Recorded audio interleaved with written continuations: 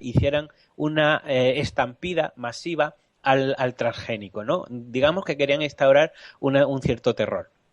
Y como digo, lo fomentaban, por ejemplo, teniendo un teléfono en el cual unos agricultores, pues bueno, si tenían problemas unos con otros, que pudieran denunciarse, ¿no? Entonces, toda esta estrategia pensada del terror de no hagas trampa con Monsanto, les ha gestionado muchísima mala fama. Y la última cosa que quiero comentar es el tema de las abejas, ¿no? Que quizás me gustaría, antes de empezar con ello, oír un audio que tenemos preparado, ¿verdad, David? Sí, lo escuchamos. Mi nombre es Álvaro Mena, soy de Jopelchen, Campeche, integrante de la organización Cacuxtal, de una organización de campesinos y campesinas. Somos integrantes también de la Red Nacional en Defensa del Maíz. Allí en Jopelchen hay un rancho que es de un empresario que se apellida Shakur. Este rancho fue rentado por Monsanto para sembrar 2.000 hectáreas de maíz. No sabemos qué tipo de maíz, lo que sí sabemos es que es de Monsanto. El miércoles 6 de febrero fumigaron todo este sembradío. Es un sembradío que está con la espiga polinizando, entonces las abejas fueron a recoger polen a este sembradío. Fueron fumigadas y murieron 1.500 colmenas de abejas. Pues ahí teníamos el audio, Miguel Ángel. Coméntanos, a estas abejas que, bueno, parece ser que se extinguen o que están acabando con ellas, ¿no? Es lo que nos decía este agricultor, me parece, ¿no? Bueno, este agricultor lo que denuncia es que después de una serie de fumigaciones de Monsanto, murieron en la zona 1.500 colmenas de abejas, como habéis dicho. Es famoso el tema de las abejas en el mundo.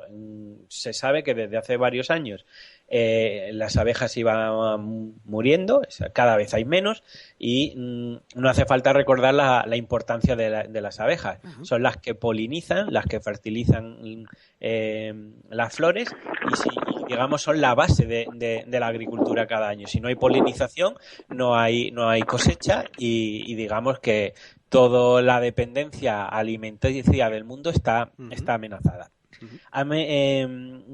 Desde hace muy poquito tiempo se sabe un poco qué es lo que les está pasando a las abejas y se ha hablado de muchas cosas, ¿no? De estrés, de contaminación, etcétera. Pero ahora se sabe que las abejas están empezando a morir por una serie de fertilizantes nuevos, de herbicidas, que se llaman neonicotinoides.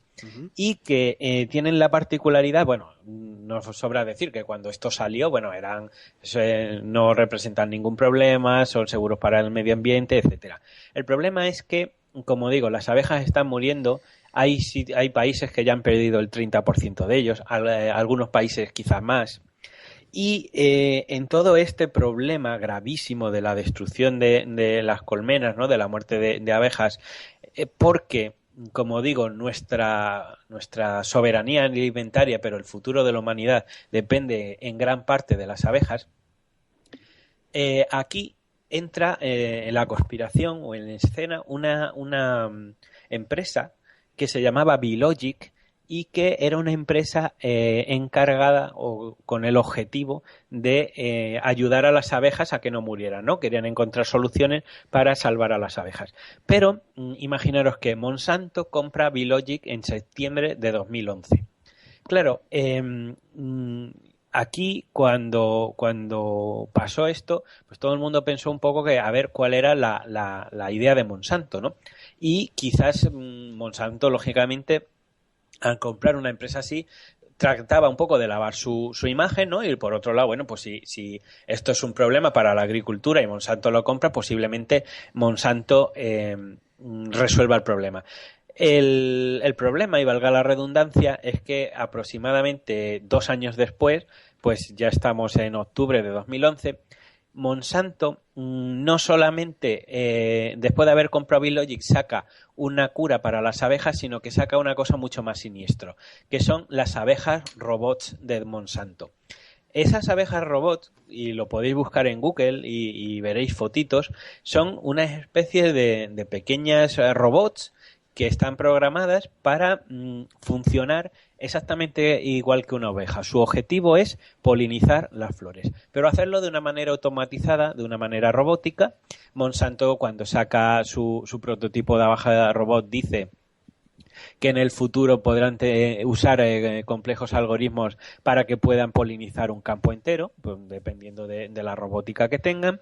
Dicen que también pueden servir como sistemas de monitorización, es decir, de espionaje, porque todas estas abejas de alguna manera van a contribuir en cierta medida a que todos sepamos o a que Monsanto sepa qué es lo que hace todo el mundo, ¿no? Daros cuenta que estamos hablando de pequeños robots que vuelan, que si se les pone en cualquier tipo de cámara o cualquier tipo de captación de datos, en realidad van a construir un mapa de la realidad tremendo, ¿no?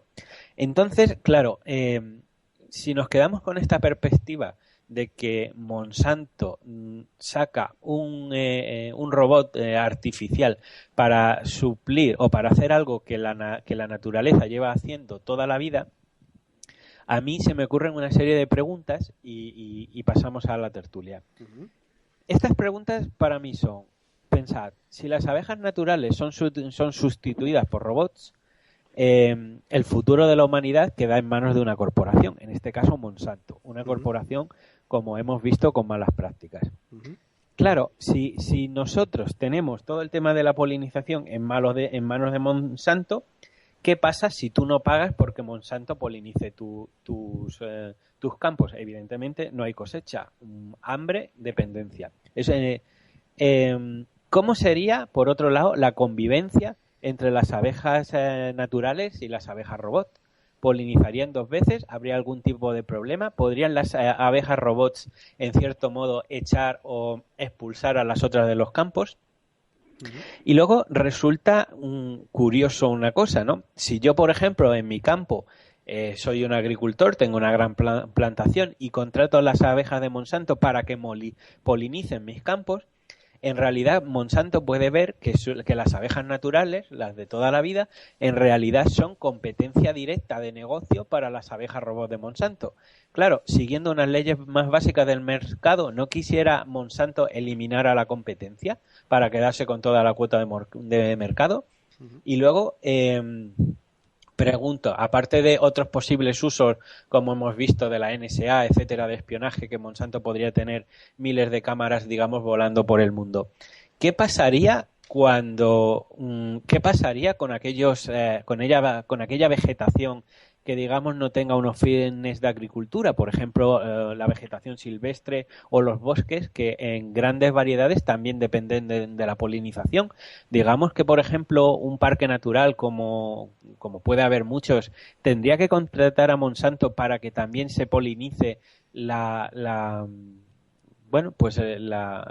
bosque, por ejemplo, la selva o toda la vegetación silvestre. ¿O cuál sería un poco el futuro de ese tipo de qué mundo se dibuja si realmente desaparecen las abejas y dependemos de Monsanto para polinizar? Bueno, pues yo creo que preguntas que nos vamos a plantear nosotros. Yo creo que me gustaría empezar por el tema de la estrategia empresarial. Aprovechando que tenemos con nosotros al doctor José Vargas, pues me gustaría preguntarle ¿qué clase de características, digamos, que tiene poco sociales la empresa Monsanto? Sí, cómo no, muy buenas tardes.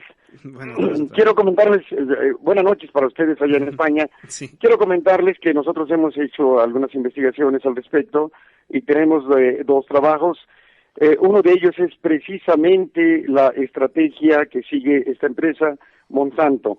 Uh-huh. No hay duda de que fundamentalmente se vale de todos los recursos y desde un enfoque institucionalista podemos decir que primeramente logra alianzas estratégicas no solamente con otros negocios, por mencionar el más antiguo que se le conoce en la historia.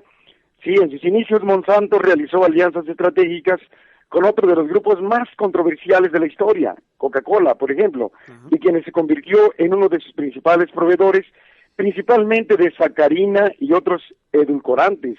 Y a través de la historia podemos encontrar que esa estrategia la ha venido usando con muchísimas otras empresas para sus fines, a tal grado de que hay una leyenda muy negra sobre esta empresa.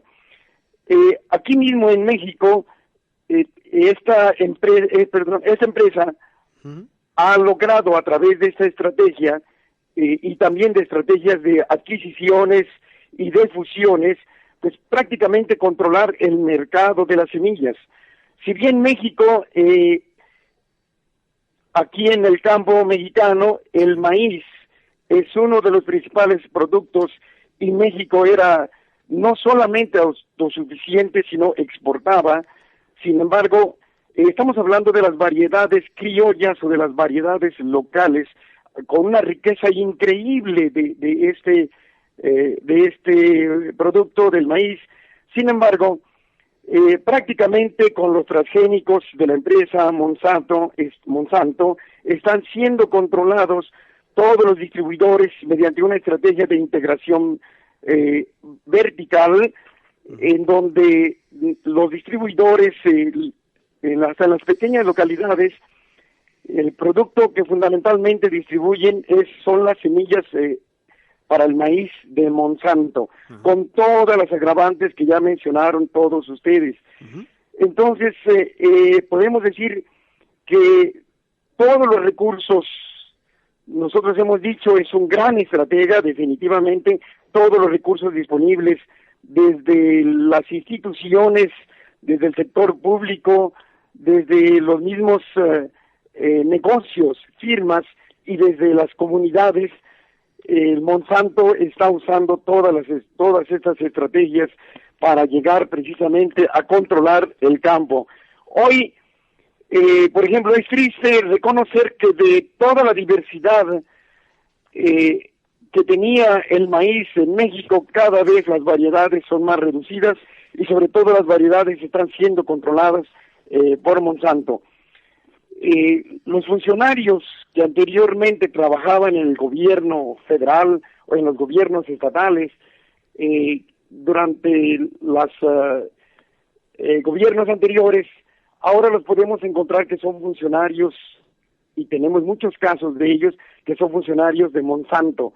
Es decir, con una rapidez increíble, una vez que conocen desde dentro del gobierno todas las estrategias para un producto en la producción agrícola del campo, como el caso del maíz, por ejemplo, pues es muy fácil que una vez que llega otro partido al gobierno, como es el caso de México recientemente, muchos de estos funcionarios con una facilidad increíble transitan del gobierno a los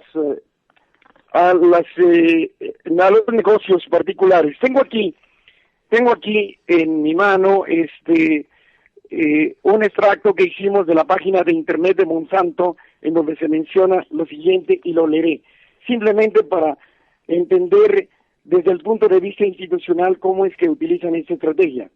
Leeré textualmente. Sí. Tanto el sector público como el privado se benefician cuando los compradores tienen acceso a gente con la mejor experiencia y las mejores calificaciones.